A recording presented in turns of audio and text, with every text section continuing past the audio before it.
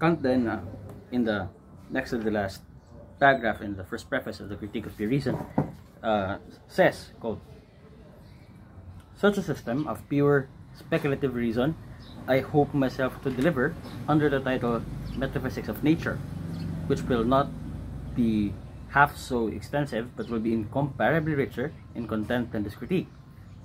So basically, Kant is expressing his intention to present a system of pure reason, okay, specifically speculative reason, right, in his work called, the upcoming work called the Metaphysics of Pure Reason, Metaphysics of Nature.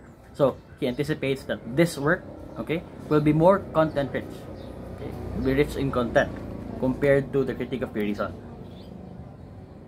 In what way?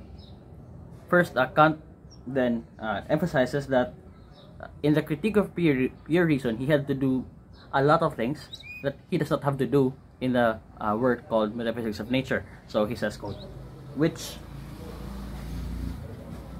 had first to display the sources and conditions of its possibility, and needed to clear and level a ground that was completely overgrown."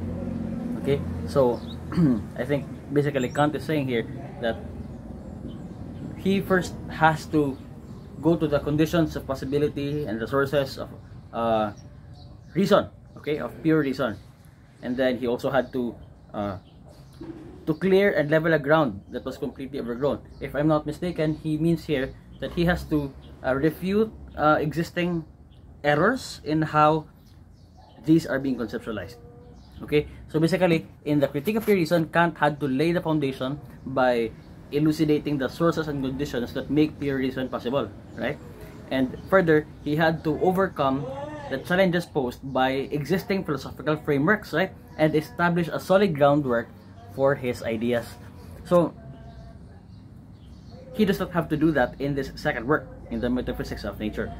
He then says, quote, "Here I expect from my reader the patience and impartiality of a judge, but there I will expect the cooperative spirit and assistance of a fellow worker. For," let's stop there. He says basically that he distinguishes between the expectations from the reader in the Critique of Pure Reason from their expectations towards him in the Metaphysics of Nature. In the Critique of Pure Reason, he requests the reader's patience, right, and impartiality. Okay, in other words, upon reading the Critique of Pure Reason, he's expecting the readers to be like judges, okay, evaluating his ideas.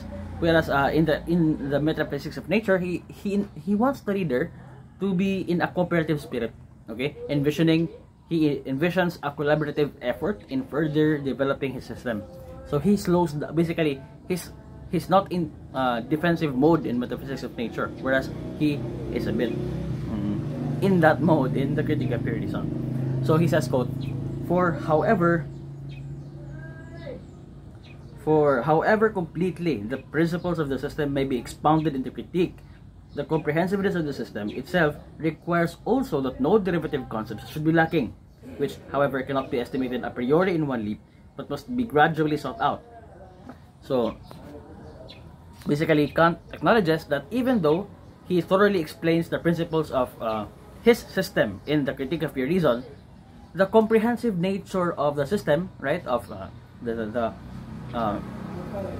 set of derivables, right, from reason's reflection upon itself, right, he acknowledges that even though he thoroughly explains the principles of his system in the Critique of Pure Reason, the comprehensiveness of such task itself, right, intrinsically demands the inclusion of more derivative concepts, right.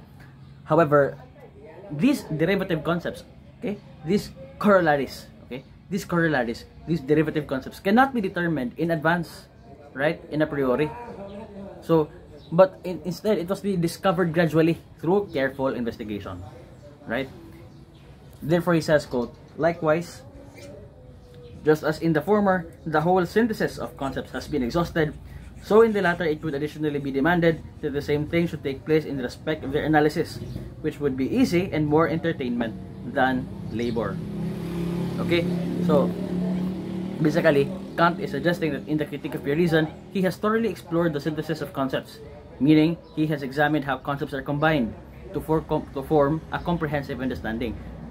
In the Metaphysics of Nature, he emphasizes that a similar exhaustive analysis should be conducted concerning the analysis of concepts. So the focus here is now more on analysis and less on synthesis.